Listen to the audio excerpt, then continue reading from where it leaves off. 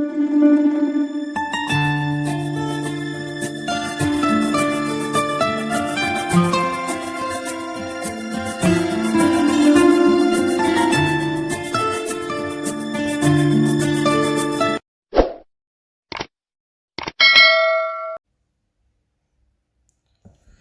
Friends, how are you. आज 9:30 का एक सेशन मेरे माइंड में आया कि बहुत दिनों से इम्यूनिटी इन्फेक्शन, बहुत सारे वायरसेस के, चाइना वाले कोरोना वायरस के, या बहुत सारी ऐसी चीज़ें हमारे सामने आ रही हैं कि लोग बहुत कॉन्शियस हैं। बहुत सारे लोगों को फियर भी है कि भाई ये कैसा वायरस आ गया है, ये एकदम से क्या हो गया है। बहुत पूरे वर्ल्ड में इसका खौफ है, बहुत सारी एजेंसियां इस पर अलर्ट कर रही हैं। एनीवे, इससे पहले हम इस पे जाएं, वायरस पे जाएं या माइक्रोबियल इन्फेक्शन पे जाएं, हमें पहले समझना होगा। एक्चुअली इन्फेक्शन से पहले की कहानी समझनी बहुत इम्पोर्टेंट है। जब भी कोई आपके अंदर माइक्रो ऑर्गेनिज्म, बैक्टीरिया, वायरस या फंगस कुछ भी इन्वेड करता है तो बॉडी अपना रिएक्शन देती है। उस रिएक्शन को ही इन्फेक्शन बोलते हैं, उस रिएक्शन को ही काउंटर मैकेनिज्म भी बोला जाता है। और उस रिएक्शन को, उस काउंटर मैकेनिज्म को जो सिस्टम गाइड करता है, उस सिस्टम को हम इम्यून सिस्टम बोलते हैं। और इसको यदि हम सरल भाषा में बताएं तो ये इसका मतलब एक ही है, हमारा डिफेंस सिस्टम। जैसे इंडियन आर्मी हमारी कंट्री की डिफेंस सिस्टम है। मीन्स वो बाहर से कोई भी बॉर्डर क्रॉस करेगा तो उसको काउंटर करने के लिए हमेशा तैयार रहती है। अब लोग पूछेंगे जी ये इम्यून सिस्टम हमने देखा नहीं है, बॉडी में होता कहाँ है। बहुत सारे लोगों को, बेचारों को पता नहीं होता, क्योंकि मेडिकल साइंस वाले ही लोग बहुत सारी टर्म्स को और इन चीज़ों को समझ पाते हैं। ये इम्यून सिस्टम बेसिकली बॉडी में होता कहाँ है, यदि मैं आप लोगों से पूछूं तो बहुत सारे लोग बोलेंगे जी ये ब्लड में होता है, ये यहाँ होता है, ये वहाँ होता है। एक्चुअली हमारा इम्यून सिस्टम, यदि आप बात करें तो सेना होती, आप देख लीजिए इंडियन आर्मी कहाँ रहती है, बॉर्डर लाइन पे रहती है। तो हमारी बॉडी में भी जो हमारा इंटरनल सिस्टम है और एक्सटर्नल सिस्टम, इसका जो बॉर्डर लाइन है कहीं पे भी है वहाँ, और जो एक्सटर्नल एनवायरनमेंट से वो टच करता है, उसके बीच में जो सिस्टम काम करता है वो हमारा डिफेंस सिस्टम, इम्यून सिस्टम कहलाता है। जैसे हमारी सबसे बड़ा डिफेंस सिस्टम हमारी स्किन है, ये सहती है, ये आपके पोल्यूशन को भी सहती है। ये जो भी बाहर से कोई भी इन्फेक्शन, बैक्टीरिया, वायरस पे अटैक करता है तो इसके ऊपर की प्रोटेक्टिव लेयर एक तरीके की इम्यून सिस्टम का काम करती है। आप जैसे फॉर एग्जांपल, आप जब सांस लेते हैं, नाक के अंदर जब आपकी हवा गई, उसमें यदि डस्ट पार्टिकल है, कुछ भी है, तो नाक के अंदर हमारा डिफेंस सिस्टम है, हमारे अंदर म्यूकस होता है। जैसे डस्ट आती है तो आप देखेंगे नाक से डस्ट आप में सांस आप लेते हैं तो नाक से पानी बहना स्टार्ट हो जाता है। ऐसे ही हमारे कान में जब भी कुछ चीज़ जाएगी तो कान में आपने देखा होगा डार्क कलर का वैक्सी मटेरियल होता है, वो हमारा डिफेंस सिस्टम का काम करता है। आँख में कुछ घुसता है तो आप देख लीजिए, आँख में घुसते ही आँख से पानी आता है, जिसको लैक्रिमल ग्लैंड का सिक्रेशन बोलते हैं। उसमें लाइसोजाइम होता है जो बैक्टीरियोसिडल का काम करता है, बैक्टीरिया को मारने का काम करता है, माइक्रो ऑर्गेनिज्म को मारने का काम करता है। और जैसे हम जब फूड खाते हैं और हमारे अंदर स्टमक में जाता है, स्टमक में हमारे काउंटर मैकेनिज्म के लिए, इम्यून सिस्टम के मैकेनिज्म के लिए, बैक्टीरिया वायरस को किल करने के लिए हमारा HCl होता है, क्योंकि उसके अंदर एसिडिक नेचर होता है। HCl की वजह से वो किल हो जाते हैं। आपको क्या लगता है कि corona virus, chikungunya, dengue, malaria, ये आज के वायरस थोड़ा ना, ये एज ए ह्यूमन जब हम इवोल्व हुए इस धरती पे आए, उससे पहले के माइक्रो ऑर्गेनिज्म है। बट मुझे लगता है कहीं ना कहीं एक मार्केटिंग, एक हाइपोथेसिज्म क्रिएट करना, लोगों के अंदर डर पैदा करना, कहीं ना कहीं एक मार्केट को बिल्ड करना कहलाता है। जब से इंसान है तब से ये बैक्टीरिया है। बहुत सारे लोगों को मालूम भी नहीं था, बहुत सारे लोगों को ये काउंटर कर चुका है उसकी लाइफ में। हम सिंपली इसको जुकाम या बुखार समझ लेते हैं।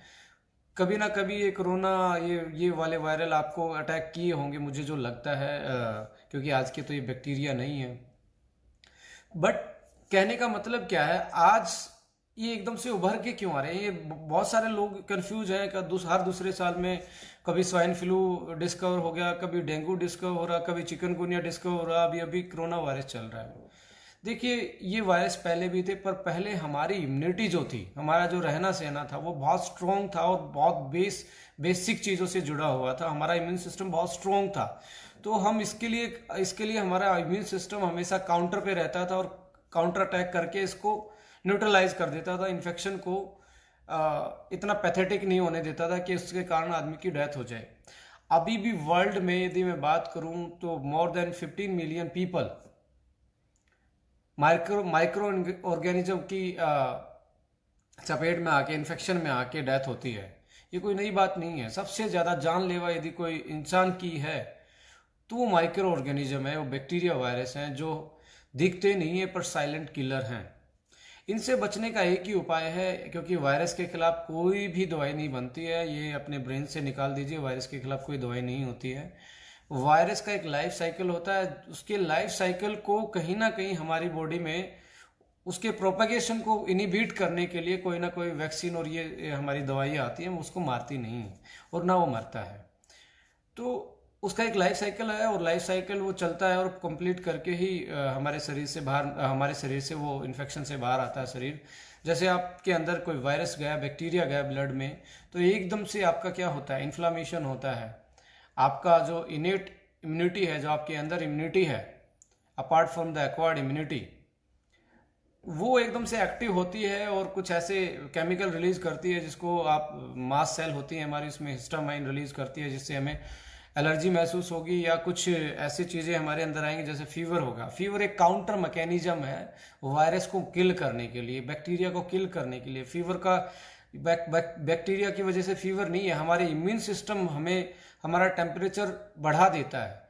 टेम्परेचर इसलिए बढ़ा देता है क्योंकि वो काउंटर एक्शन ले रहा है जो उसके ब्लड के अंदर, जो उसके शरीर के अंदर जो बैक्टीरिया वायरस गया उसको मारने के लिए। तो हमें सबसे पहले जानना होगा कि ये इम्यूनिटी, जो आज हमारी इम्यूनिटी है वो इतनी वीक होती जा रही है, उसकी वजह से इन्फेक्शन इतना एकदम से एकदम से जल्दी फैल जाता है। और यदि हम इम्यूनिटी से पहले देखें तो दो टाइप का हमारा इम्यून सिस्टम, हमारी सेना दो टाइप की है। एक तो हमारे इनबिल्ड होती है, इनबिल्ड जो हमारे मदर से आई है, जो हमारी जेनेटिकली आई है, जो हमारे अंदर डेवलप होती है, उसको आप नॉन स्पेसिफिक इम्यूनिटी बोलते हैं, वो इनबिल्ट है। जैसे आपके टंग का गीला रहना, नाकों से पानी, आंखों से पानी, आप देखेंगे स्किन, आप HCl आपके स्टमक में, ये सारी चीज़ें हमारी इनबिल्ट हैं। एक होती है एक्वायर्ड, हमारी एक्वायर्ड करनी पड़ती है। जैसे आप छोटे बच्चे को जब 1 महीने के बाद इंजेक्शन लगते हैं, दूसरे महीने इंजेक्शन लगते हैं, तीसरे महीने पोलियो ड्रॉप, ये सारी चीज़ें ये एक्वायर्ड है, यानी कि वो एंटीजन डाल दिया जाता है जिसकी वजह से हमारी बॉडी उसके खिलाफ, जो हमारे अंदर वो एंटीजन जाता है, जो वैक्सीन लगती हैं बच्चों को, वो अंदर जाके वो इतना वीक होता है, अंदर जाके हमारी जो आर्मी है वो उसके खिलाफ हथियार बनाना स्टार्ट कर देती है और हथियार बना के रख लेती है। जैसे वो कभी भी वो बैक्टीरिया हमारे शरीर में आया तो हमारी इम्यूनिटी है, हमारी डिफेंस सिस्टम के पास वो हथियार है कि उसको समझ के वो मार पाए। इसलिए एक्वायर्ड इम्यूनिटी भी बहुत इंपॉर्टेंट है और इनेट इम्यूनिटी भी बहुत इंपॉर्टेंट है। हमारी जो इम्यूनिटी वीक होती है, वो जो हम जेनेटिकली जो हमारे अंदर आती है, वो कहीं ना कहीं हमें दिक्कत दे रही है। आज देख लीजिए उसके रीजन मुझे जो लगते हैं जहनीत तौर पे, उसके वीक होने के रीजन क्या है। सबसे पहले हमें देखना होगा हमारा लाइफस्टाइल क्या है। हम ना इतने हाइजीन हो गए हैं, इतने हाइजीन हो गए कि हमारे जो अच्छे वाले बैक्टीरिया भी हैं वो भी हमारे साथ नहीं रह पा रहे हैं। हम हर बार हाथ धोना, ये धोना जरूरी तो है हाइजीनिटी, पर हाइजीनिटी सिंड्रोम होता है, यूरोपियन और अमेरिकन पीपल में पाया जाता है। वो कुछ भी हल्का सा टच होते ही उसका इम्यून सिस्टम रिएक्शन देता है। तो इतना हाइजीन भी मत हुई कि आप बिल्कुल हमेशा हाथ धोते रहे। आप देख लीजिए, कभी एनिमल को ऐसे इन्फेक्शन होते देखे हैं आपने? कभी आपने बर्ड्स में ऐसे आपने देखे हैं कि इन्फेक्शन होते हैं? वो कितने डाउन टू अर्थ रहते हैं, नेचर से जुड़ के रहते हैं। तो इनका इम्यून सिस्टम अपने आप तगड़ा है, क्योंकि उनकी आर्मी को हल्का फुल्का वो बैक्टीरिया वायरस के कांटेक्ट में आते रहते हैं और उनका इम्यून सिस्टम, उनकी आर्मी को मौका मिलता रहता है उसके खिलाफ प्रैक्टिस करने का। हम इतने हाइजीन हो गए, हमारी आर्मी भी सुस्त पड़ गई कि उसके लिए काम ही नहीं बचा है। जैसे ही कोई सीजनल फ्लू आता है वो एकदम से हमारी इम्यूनिटी पे अटैक करता है, हमारी बॉडी पे, और एकदम से अटैक करने की वजह से हमें एकदम से ज़्यादा फीवर, ज़्यादा प्रॉब्लम, ज़्यादा ये वाली चीज़ें फील होती हैं। एक तो हाइजीन तो रहना है, पर इतना भी नहीं कि आप मिट्टी में ना खेलें, आप घास पे ही ना बैठें, घास पे बैठते ही आपने हाथ धोने, ये नहीं करना है।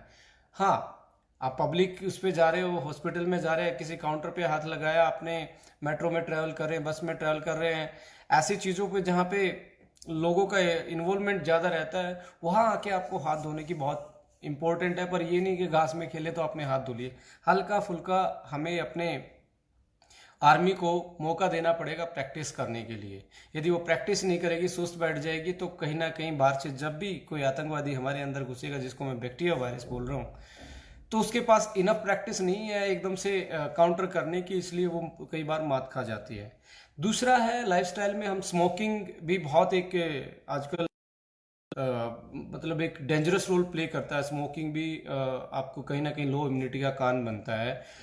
स्मोकिंग के साथ अल्कोहल, ये भी एक अपने आप में बहुत डेंजरस चीज़ है, क्योंकि इसको साइटोटॉक्सिक बोलते हैं हम। हर सेल के लिए जहर का काम, पॉइजन का काम करता है अल्कोहल। लैक ऑफ स्लीप भी बहुत बड़ा एक मुझे लगता है, जो लैक ऑफ स्लीप है वो बहुत बड़ा एक मैटर है हमारे लिए। कहीं ना कहीं लाइफस्टाइल, फास्ट लाइफस्टाइल की वजह से हम टाइम पे सो नहीं पाते, और प्रॉपर रेस्ट हमारी बॉडी को दोबारा से रिवाइव करने का मौका नहीं मिलता। देखिए, आप जितना भी जागते हो, जितना लंबा काम करते हो, तो आपका नर्व सिस्टम आपका काम करता रहता है। यदि आपका नर्व सिस्टम काम करता रहेगा, तो नर्व सिस्टम का जो काम करते करते एक बाई प्रोडक्ट बनता है जिसको रिएक्टिव प्रोटीन बोलते हैं, वो दोबारा से रिसाइकल तब तक नहीं होता जब तक आप रेस्ट नहीं लेते हैं।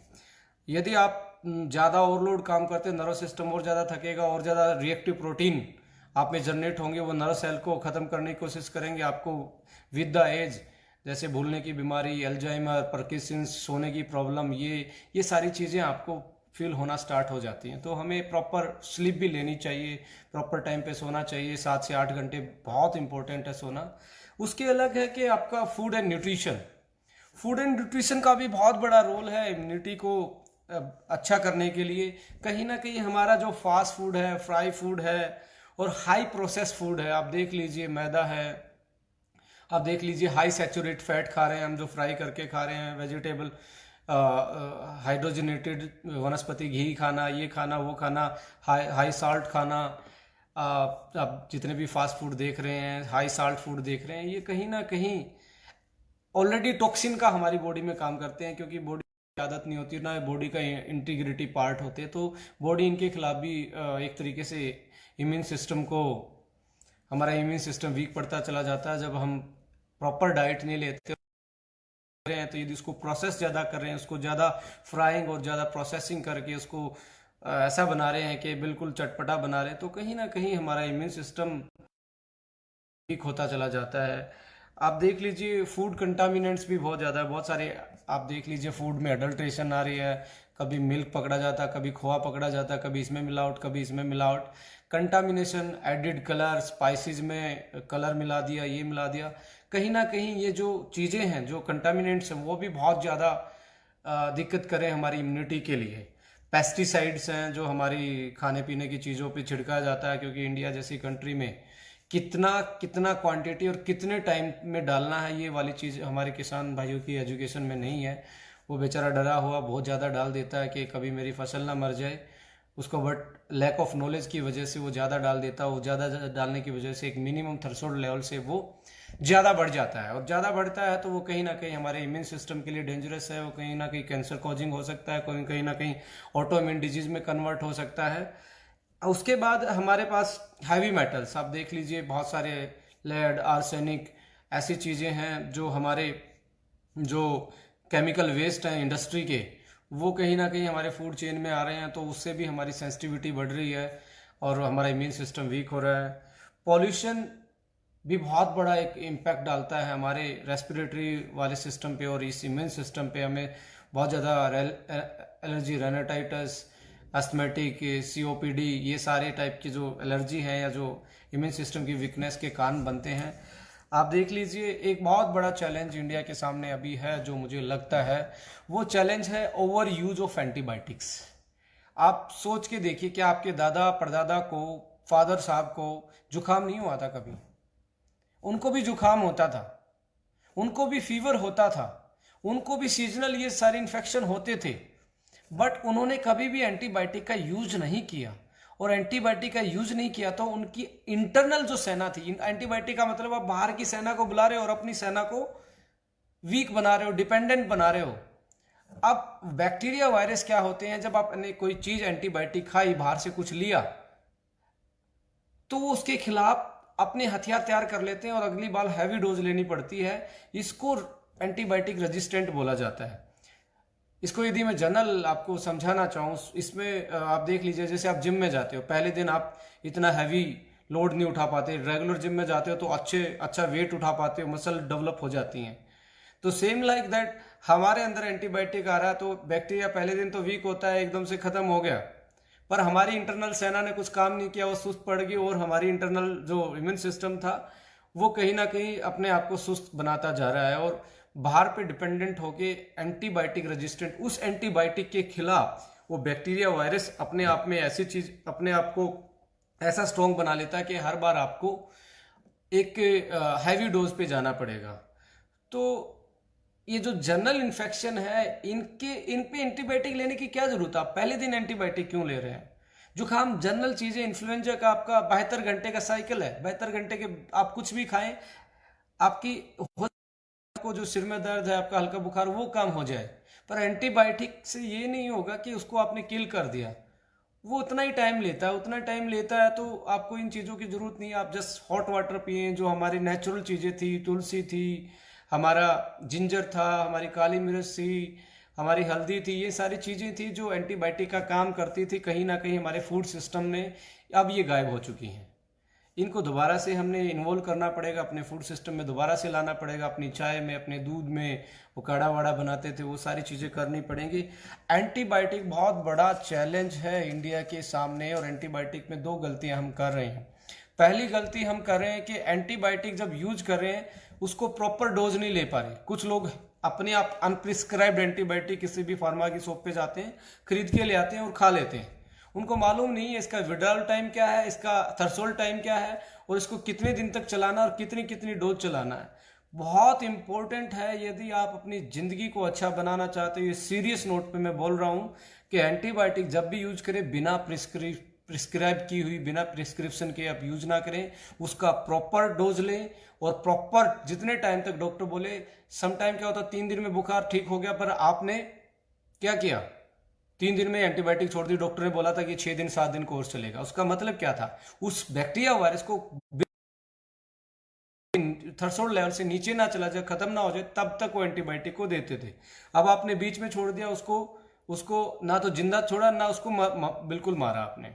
तो वो क्या कर रहा है, दोबारा जब वो खड़ा होता है तो एकदम से और स्ट्रॉन्ग खड़ा होता है और अगली बार उस डोज से वो काम नहीं चलता, क्योंकि उसके खिलाफ उसने अपना डिफेंस तैयार कर लिया। तो इसलिए एंटीबायोटिक का जो कोर्स है वो बहुत इंपॉर्टेंट है, यदि आपको लेनी भी है।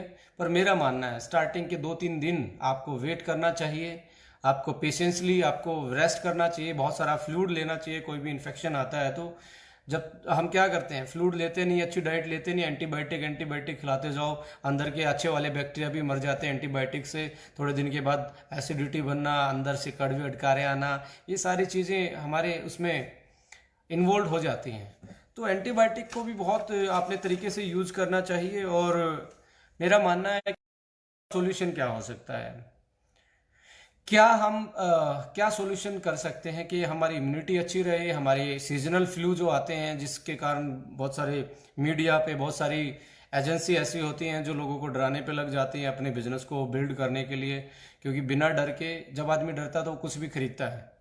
वो जब उसको मौत का डर लगता है तो वो घर बेच के भी जान बचाने की कोशिश करता है। तो कहीं ना कहीं ये प्रोपेगेंडा होता है, इससे भी बचें और देखें कि आपको नॉर्मल फ्लू को आप समटाइम इतने डर जाते हैं कि आप इतने कॉन्शियस हो जाते हैं कि आपका सीधा ही कोरोना को टेस्ट करवाने चले जाते हो, सीधा ही डेंगू क्रॉस चेक करवाने जाए, सीधा ही चिकनगुनिया का टेस्ट, सीधा ही स्वाइन फ्लू का। आप मुझे बताएं, अब स्वाइन फ्लू कहाँ है, अब चिकनगुनिया कहाँ है? हर 2-3 साल में ये मार्केट ऐसे ही चलती रहती है। आपको आपके पेट में ही 10,000 बिलियन से 100 बिलियन तक बैक्टीरिया बैक्टीरिया रहते हैं। सबसे ज्यादा आपके पेट में ज्यादा बैक्टीरिया रहते हैं। अब सारे बैक्टीरिया हमारे बीमारी वाले थोड़ा पैथोजेनिक थोड़ा ना होते हैं, हमारे अच्छे वाले भी गुड बैक्टीरिया भी होते हैं जो हमारे इंटरनल एनवायरनमेंट को सेट रखते हैं, जो हमारे डाइजेशन को बूस्ट करते हैं, जो प्रोबायोटिक का काम करते हैं, क्लोन क्लिंजन का काम करते हैं। जब एंटीबायोटिक खाते हो तो आप प्रोबायोटिक्स लेना भूल जाते हो। आज देख लीजिए जितने भी फर्मेंटेड फूड है उनको हम खा ही नहीं रहे। दही है, लस्सी है, योगर्ट है, रबड़ी है, ये फूड हमारे अच्छे वाले बैक्टीरिया अंदर जाते थे और अंदर एक स्पेस लिमिटेड है। जैसे आपके एक सेक्टर में इतने लिमिटेड प्लॉट है, यदि अच्छे इंसानों ने सभी अच्छे इंसानों ने वो प्लॉट खरीद लिए तो गुंडा बदमाश वो जो वैसे लोग हैं वाले लोग नहीं है, जो जिनको अडप हम सोशली जिनका बहिष्कार करते हैं, जो सोशली अच्छे नहीं लगते। अब अच्छे इंसानों ने सारे प्लॉट ले लिए तो फिर उनके लिए रास्ता अपने आप बंद हो गया। यदि आपने आपके अंदर अच्छे वाले बैक्टीरिया हैं, आप अच्छे फर्मेंटेड फूड खा रहे हैं, प्रोबायोटिक्स खा रहे हैं, तो वो जो बाहर से इन्फेक्टेड बैक्टीरिया आते हैं, जो पैथोजेनिक आते हैं, वो कहीं ना कहीं उनको वो जगह नहीं मिल पाती और वो अपने आप बाहर निकल जाते हैं। तो हमें अपना गट हेल्थ को मेंटेन रखना पड़ेगा, प्रोबायोटिक्स पे जाना पड़ेगा। आजकल तो बहुत सारे कमर्शियल फूड आने लगे हैं, लाइक योगर्ट है, योगर्ट है। उससे ये है कि आप सुबह दही खा सकते हैं। दही में आप आपको जैसे फीवर के बाद रिकवरी करनी है तो बनाना डाल लो, हल्की सी चीनी डाल लो, आप हल्की सी शक्कर डाल लो, जिससे इलेक्ट्रोलाइट एनर्जी और आपके प्रोबायोटिक सारी चीज़ें पूरी हो जाए, आपका पीएच भी दोबारा से मेंटेन हो जाए, हेल्दी गट आपका दोबारा से हो जाए। और सॉल्यूशन पे बात करें तो आपको सबसे इम्पोर्टेंट क्या है, टाइमिंग बहुत इम्पोर्टेंट है। हम क्या करें कि टाइमिंग का ध्यान नहीं रख रहे, क्वांटिटी पे जा रहे हैं कि इतना खाना उतना खाना है, इतना ये करना इतना वो करना है। कितना खाना है, कितनी क्वांटिटी लेनी है, इससे बहुत ज़्यादा इम्पोर्टेंट है कि आप किस टाइम खा रहे हैं। यदि आपका जो विंडो है खाने की वो 10 घंटे से ज़्यादा है या 12 घंटे से ज़्यादा, कहीं ना कहीं ये भी आपके लिए आने वाले टाइम में बहुत बड़ा चैलेंज है। ये भी आपके लिए डायबिटिक में कन्वर्ट हो सकता है, ये भी आपके लिए ओबेसिटी में कन्वर्ट हो सकता है, हाई बीपी में कन्वर्ट हो सकता है। हमारे बुजुर्ग लोग 10 घंटे या 12 घंटे से ज़्यादा खाने का टाइम नहीं रखते थे। सुबह उठे, सारी फ्रेश पानी पी के आधे 1 घंटे के बाद हल्का फुल्का खा के शाम को 7 बजे तक खाते थे, यानी कि 7-8 बजे से शाम के 7-8 बजे तक, यानी कि 12 घंटे। अगले 12 घंटे वो खाली पेट रहते थे कि आपके सिस्टम को मौका देते थे कि वो दोबारा से अंदर से क्लीन करे और अगले दिन के लिए हमें प्रिपेयर करे। हमारे डाइजेस्टिव सिस्टम का आज इतना लोड बढ़ गया है कि आदमी का पता ही नहीं, 11 बजे खा रहा है, रात को 12 बजे खा रहा है और सुबह उठते ही आँख खुलने से पहले चाय और बिस्किट ले रहा है। आज देख रहे हैं 8 घंटे ही हम अपना पेट खाली रख पा रहे हैं, और इस जो 8 घंटे या 12 घंटे से 8 घंटे हुआ, ये 4 घंटे जो हमने कम किए हैं अपने रेस्टिंग पीरियड के, इसकी वजह से कहीं ना कहीं मेटाबॉलिक डिसऑर्डर हमारे अंदर पैदा हो रहे हैं। यदि किसी को डायबिटीज का टेस्टेड एंड प्रूवन फॉर्मूला है, आप देख लीजिए, शाम को 6 या 7 बजे के बाद खाना मत खाइए, अगले दिन 9 बजे खाइए। 2 महीने के बाद मुझे जो लगता है, यदि टाइप 2 डायबिटीज है, आपका इंसुलिन रेजिस्टेंट बढ़ गया है, तो 2 महीने के बाद आपको काफ़ी रिलीफ फील होगा और बहुत मुझे लगता है कि आपको डायबिटिक के जो सिम्टम्स हैं वो भी आपके शरीर से गायब हो जाएं। हमेशा नेचुरल फूड पे ज़्यादा फोकस करें। स्लीप बहुत इंपॉर्टेंट है, क्योंकि स्लीप जब तक नहीं आप प्रॉपर स्लीप नहीं ले पाते तो आपके जो रिएक्टिव प्रोटीन है, जो आपके बाई प्रोडक्ट, आप दिन में जो काम कर रहे हो उसके जो बाई प्रोडक्ट हैं, उनको जो एलिमिनेशन करना, बॉडी से बाहर निकालना है, बॉडी में ही उनको दोबारा से रिवाइव करके दोबारा से रिसाइकिल करके यूज के लायक बनाना है। वो यदि आप प्रॉपर टाइमिंग आपकी बॉडी को नहीं दोगे, आपके सिस्टम को नहीं दोगे, तो कहीं ना कहीं वो सिस्टम ओवरलोड बढ़ता जा रहा है बॉडी के अंदर ही टॉक्सिन्स का, और वो टॉक्सिन अंदर ऑटोइम्यून डिजीज में कन्वर्ट हो रहे हैं, कैंसर में कन्वर्ट हो रहे हैं, आर्थराइटिस में कन्वर्ट हो रहे हैं, किडनी फेलियर में कन्वर्ट हो रहे हैं, ब्रेन के स्ट्रोक में कन्वर्ट हो रहे हैं, स्किन की एलर्जी में कन्वर्ट हो रहे हैं। तो हमें प्रॉपर स्लीप बहुत इंपॉर्टेंट है, दोबारा से अपने सिस्टम को रिवाइव करने के लिए, अपने टॉक्सिन्स को रिसाइकिल करने के लिए, एलिमिनेट करने के लिए। नेक्स्ट जो आता है कि हमें नेचुरल 3 मील में से 1 मील बहुत इंपॉर्टेंट है कि आप मोटा अनाज जरूर खाएं। पहले जैसे खिचड़ी थी, दलिया था, आप देख रहे हैं आज हम प्रोसेस्ड खा रहे हैं। और सीजनल फ्रूट इम्यूनिटी बढ़ाने का सबसे अच्छा तरीका क्या है? सीजनल फ्रूट और सीजनल वेजिटेबल जितनी भी आप अनप्रोसेस्ड खा सकते हैं, अच्छे से धो के साफ करके सीजनल सैलेड फ्रूट्स काट के आप हमेशा मील की 2 प्लेट रखें। एक प्लेट आप जो भी मन करता आपका, आपके दिमाग के लिए, आपके हार्ट में जो भी मन डिलीशियस वो रखें। एक रखें आपका जो नेचुरल है, जो फ्रूट्स हैं सैलेड है उसको। पहले वाली जो प्लेट है जो नेचुरल वाली उसको पहले खाएं, बाद में जो डिलीशियस, थोड़े दिन के बाद आपको पता लग जाएगा, पहले वाली प्लेट खाते खाते आपकी फुलनेस स्टार्ट हो जाएगी और आपका वो उसका खाने का मन ही नहीं करेगा। राइट। बेसिक फूड पे ध्यान दें, प्रोसेसिंग कम करें, फ्राइंग कम करें, ऊपर से ऑयल डाल के या घी डाल के खाएं। घी से कभी भी हार्ट की प्रॉब्लम नहीं होती, ये बस मिथ बन के रह गया, लोगों को डराने का काम चला गया है। आपको छोड़ना ही है तो चीनी और वाइट नमक को, वाइट शुगर और वाइट नमक को छोड़ दीजिए, वो बहुत ज़्यादा इंपॉर्टेंट है। घी को छोड़ोगे तो कहीं ना कहीं आपके जो फैटी प्रोफाइल है या फैट जो आपको चाहिए वो कहीं ना कहीं आप फ्राई में लेंगे। जो ऑयल वेजिटेबल ऑयल है उसमें भी बहुत सारे मिनरल्स ऑयल आते हैं जो हमारी बॉडी के लिए बहुत ख़राब है। इसलिए घी और बटर बहुत इंपॉर्टेंट है, उसको सब्जी में ऊपर से और रोटी पे लगा के खाएंगे तो अच्छा काम करेगा। एक्सरसाइज का रोल बहुत इंपॉर्टेंट है। एक्सरसाइज हम नहीं कर पाते। एक्सरसाइज का रोल क्या है कि फ्लेक्सिबिलिटी रहना, कहीं पे बॉडी की पूरी प्रॉपर शेप रहना, प्रॉपर वेट मेंटेन करना, बॉडी का सर्कुलेशन मेंटेन रहना और मेटाबॉलिज्म कंट्रोल में आना और टॉक्सिन्स का बाहर निकलना और हमारे हार्मोन का और ग्रोथ फैक्टर का कंटिन्यू यदि आप उनको बनाना चाहते हैं, उनको रेगुलेट करना चाहते हैं तो आपको एक्सरसाइज बहुत जरूरी है। बहुत सारे लोग बोलते हैं जी मैं वॉक करता हूँ। वॉक इज नॉट एक्सरसाइज, वो जनरल चीज है। एक्सरसाइज का मतलब है कहीं ना कहीं आप अपने हार्ट की रिदम को उस लेवल पे जाओ, एक बार पीक पे आ जाए 1 या 2 मिनट के लिए, जिससे कि आपका सर्कुलेशन सिस्टम अच्छे से काम करे, आपके अंदर स्वेटिंग आउट होगे तो आपका जो टॉक्सिन्स है स्किन के थ्रू निकलेगा, कि किडनी का लोड कम होगा। तो एक्सरसाइज बहुत इंपॉर्टेंट है। और कहीं सप्लीमेंट का भी मुझे जो लगता है, क्योंकि फूड साइंस इतनी कर रही है पूरे पैन ऑफ वर्ल्ड, यदि अक्रॉस द वर्ल्ड की बात करें, इतने अच्छे अच्छे चीज़ें साइंस ने निकाली हैं, अच्छी हाउस पे काम किया है, फूड के इंग्रेडिएंट पे काम किया है, बहुत सारे प्रोडक्ट डेवलप किए हैं।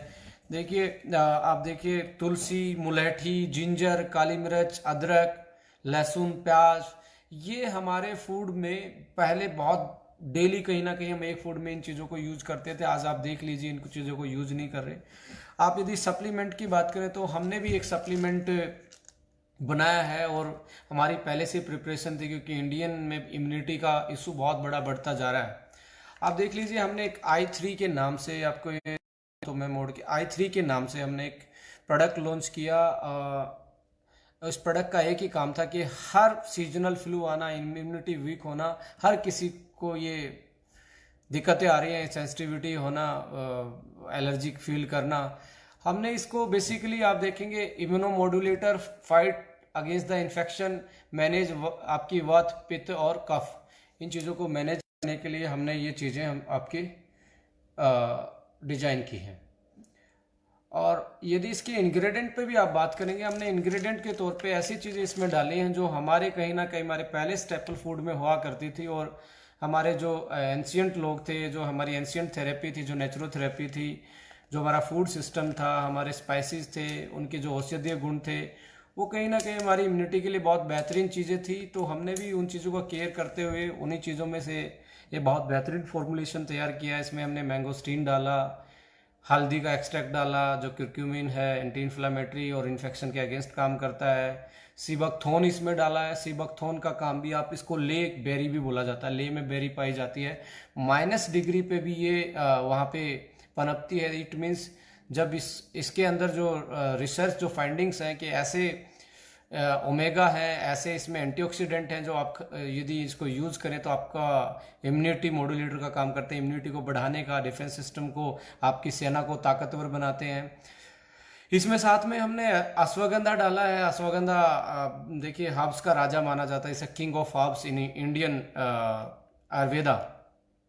उसके आपको पता है अश्वगंधा के कारण स्ट्रेस, एंटीऑक्सीडेंट, हमारी इम्यूनिटी, हमारे हार्मोन का प्रॉपर रिलीज होना, ल्यूकोराइस जिसको आप मुलेठी बोला जाता है, मुलेठी देखिए आप बहुत सारे रामदेव जी ने भी इस पे बहुत सारा उनको भी क्रेडिट जाना चाहिए, क्योंकि इंडियन आयुर्वेदा को और योगा के यदि दोबारा से रिवाइव करने का काम किया है, तो उन्होंने भी बहुत अच्छा काम किया, लोगों को जगाने का काम किया है। और मुलेठी के बारे में उन्होंने बहुत अच्छे से बोला है। और इसके यदि आप औषधीय मेडिसिनल प्रॉपर्टी पे जाएंगे तो ये एंटी बैक्टीरियल और एंटी वायरल सबसे अच्छा मुलेठी होता है। हमने इसमें डाला है मोरिंगा और स्पाइरुलिना भी डाला है, सुपर हर्ब्स हैं, और ये आपको हिडन हंगर यानी कि जो छुपी हुई भूख है, आपके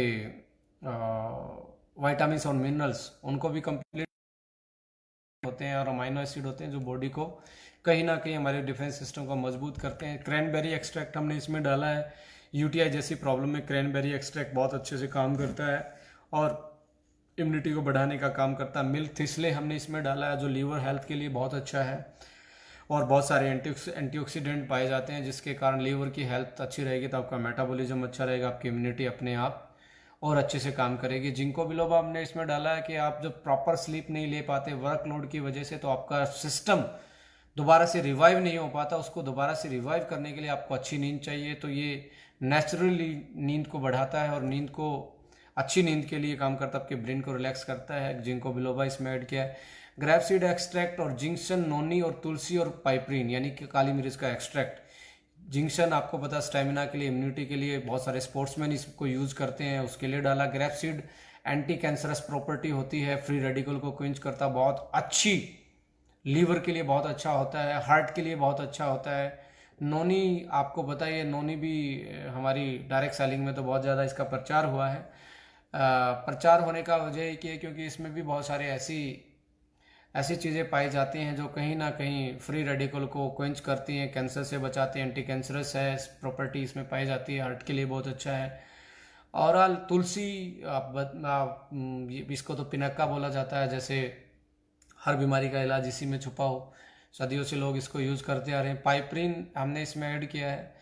पाइपरीन का मतलब है जैसे जो आपको चिली जो खाते हो, जिसके आपको एकदम से हॉटनेस जो फील होती है, एकदम से तीखी जो लगती हैं, वो हमारे इम्यून सिस्टम को बढ़ाती हैं और बैक्टीरिया वायरल के इन्फेक्शन को कम करती हैं। हमने उसका जो मेन मॉलिक्यूल था बायोएक्टिव मॉलिक्यूल पाइपरीन, उसको निकाल के इसमें डाला इसको और स्ट्रॉन्ग करने के लिए। तो इसका बेस्ट तरीका खाने का क्या और कब इसको खाना चाहिए? सबसे अच्छा तरीका आईफ्यूल को खाने का और सबसे अच्छा टाइम होता है जब सीजन चेंज होता है। राइट नाउ हम विंटर से समर की तरफ मूव ऑन कर रहे हैं, सीजन चेंज हो रहा है, तो आप देख लीजिए अभी सबसे ज़्यादा वायरस और बैक्टीरिया हमारे इम्यून सिस्टम पे अटैक करेंगे, क्योंकि हमारी इम्यूनिटी ठंड के खिलाफ तो बनी हुई है, गर्मियों के खिलाफ नहीं बनी हुई। हमारे इम्यून सिस्टम को टाइम लगता है, हमारी सेना को उस कंडीशन के लिए अपने आप को तैयार करने के लिए। तो ये सीजन जो होता है बीच वाला, जब फेज बदलता है, विंटर से समर आता है, समर से विंटर आता है, इस फेज में सबसे ज़्यादा बैक्टीरिया वायरस हमारे शरीर को अटैक करते हैं। यदि इन चीज़ों से आपने बचना और अपनी इम्यूनिटी को बढ़ाना, तो इससे बेस्ट सप्लीमेंट मुझे नहीं लगता इंडिया में, डायरेक्ट सेलिंग की तो छोड़िए, आप ट्रेडिशनल मार्केट में भी ढूंढेंगे नहीं मिलेगा। और इसके बियॉन्ड भी बहुत हमने इसमें चीज़ें डाल रखी हैं जो बियॉन्ड द साइंस हैं, आप जो हमारी यूएसपी को मेंटेन रखती है और कहीं ना कहीं इसको यूनिक प्रोडक्ट बनाती है। पहले हफ्ते इसके 2 कैप्सूल सुबह, 2 कैप्सूल शाम को खाएं, और 1 हफ्ते के बाद 2 कैप्सूल खाएं। 1 से 1.5 महीने के बाद आप रियल में आपको मिरेकल फील होगा कि आपकी बॉडी का जो ओवरलोड था वो ओवरकम हो गया, आप स्ट्रेस फ्री हो गए, आपकी जो एलर्जी का स्टेटस था, आपका जो सेंसिटिविटी थी बॉडी की वो कम होगी, और आपका इन्फेक्शन जो बार बार में इन्फेक्शन होता था वो नहीं होगा। इतना क्लासिकल प्रोडक्ट है, वात पित्त और कफ को कंट्रोल करना, एलर्जी को कंट्रोल करना, सीजनल फ्लू से बचना, इम्यूनिटी को स्ट्रॉन्ग करना। It is my best product. और आप देख रहे हैं कि मैं इसको कैरी करके चल रहा हूँ, और बहुत सारे लोग बोलते हैं जी आपका बेस्ट प्रोडक्ट क्या है। मैं ये कहता हूँ हमेशा मैं उस चीज़ को फोकस करता हूँ जिस चीज़ की मुझे रिक्वायरमेंट है। अब जैसे ही सर्दियाँ आएंगी केएसएम बहुत इंपॉर्टेंट है, अब गर्मियाँ आएंगी तो आपको ऐसी चीज़ें लेनी पड़ेंगी जो आपके एक्स्ट्रा थर्मिक इफेक्ट ना डालें। तो जैसे डाइजेशन वाली चीज़ें बहुत इंपॉर्टेंट है गर्मियों में। तो कहने का मतलब ये है, आपको चरकाई जो हमारा अलग ब्रांड है, इसी में ही सब ब्रांड है ओके लाइफ केयर में, उसमें आपका आरोग्यवटी बहुत अच्छा काम करेगा इन्फेक्शन से बचने के लिए। मुलेठी उसमें अलग से है, आपके पास जिंजर और काली मिर्च का कॉम्बिनेशन अलग से है। तो ये चीज़ें आप यूज कर सकते हैं और अपनी इम्यूनिटी को बेटर बना सकते हैं और अपने शरीर को बीमारियों से बचा सकते हैं।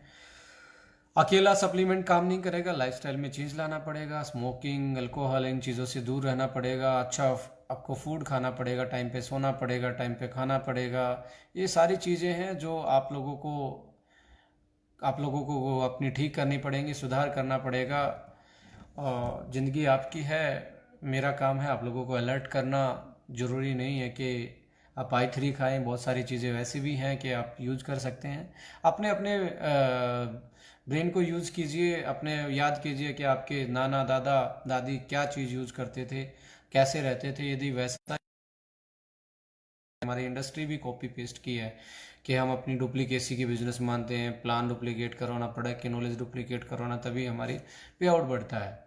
सेम लाइक दैट कि हमें अपने भी जो हमारे बुजुर्गों का रहना, खाना पीना, टाइमिंग जो थी चीज़ों की, उन चीज़ों को यदि कॉपी करना स्टार्ट कर दिया की बहुत बेहतरीन हो सकती है। उसका रीज़न क्या है, हमारे उन टाइमों पे लोगों को साइंटिफिक नॉलेज नहीं थी, मेडिकल इंडस्ट्री इतनी बड़ी नहीं थी, साइंस इतनी अच्छी नहीं थी।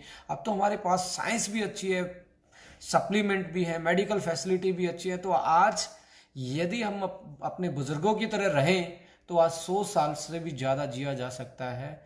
बट यदि हम इन फैसिलिटियों का गलत यूज कर रहे हैं, हम अपनी लाइफ को मौज मस्ती और सेडेंटरी लाइफ बना रहे हैं, फूड को हम फास्ट फूड बना रहे हैं, अपने सोने के तरीकों को हम चेंज कर रहे हैं, अपनी लाइफस्टाइल को हम अच्छे से नहीं जी पा रहे हैं, तो कहीं ना कहीं प्री मैच्योर एजिंग की तरफ बढ़ रहे हो। और प्री मैच्योर एजिंग ही आज सबसे बड़ा चैलेंज है। एक प्रोडक्ट हम लॉन्च करने वाले हैं, how can you slow down your age. आप अपनी एज को कैसे स्लो डाउन कर सकते हैं, हम उस पर काम कर रहे हैं आने वाले टाइम में कि भी अब, क्योंकि बूढ़ा सभी को होना है, पर मेन डिफरेंस एक ही चीज़ पैदा करेगी कि आप बुढ़ापा जल्दी आ रहा है और बीमारियों के साथ आ रहा है, या बुढ़ापा स्लोली स्लोली आ रहा है, या और साथ में बीमारियों के फ्री आ रहा है, बीमारी से दूर रह के आ रहा है। खुशियों के साथ बूढ़ा आ रहा है और बुढ़ापा आ रहा है, या और साथ में आप स्लो अपने एज को कर रहे हैं। तो ये बहुत इंपॉर्टेंट है। आप खुशियों के साथ जी सकते हो, अपनी ज़िंदगी को एंजॉय कर सकते हो, अपनी फैमिली को एंजॉय कर सकते हो, अपने बिजनेस को एंजॉय कर सकते हो। तो एक ही मैसेज है, बी ब्रेव। ये बैक्टीरिया वायरस ज़्यादा आपको कुछ बिगाड़ नहीं सकते, बस आपको थोड़ा सा चेंज लाना पड़ेगा अपनी ज़िंदगी में। अभी जैसे हॉट वाटर सुबह शाम बहुत ज़रूरी है, गर्म नहीं, हॉट जो आप चाय की तरह पीते हैं उसको सिप करके शाम को सोते टाइम पे, सुबह पिए, गले के इन्फेक्शन से बच जाएंगे और बैक्टीरिया वायरस से भी आप बच सकते हैं। और i3 बहुत अच्छा प्रोडक्ट है, किसी को भी आप दे सकते हैं, क्लासिकल रिजल्ट आपको मिलेंगे। हंसते रहे, मुस्कुराते रहे, हमेशा खुश रहे। मेरा तो यही एजेंडा है कि आप खुश रहेंगे तो कहीं ना कहीं एक पॉजिटिव वाइब्स, एक आपका आशीर्वाद हमें मिलता रहेगा। Thank you so much. जय हिंद, जय भारत, जय ओके लाइफ की। Thank you so much, love you all.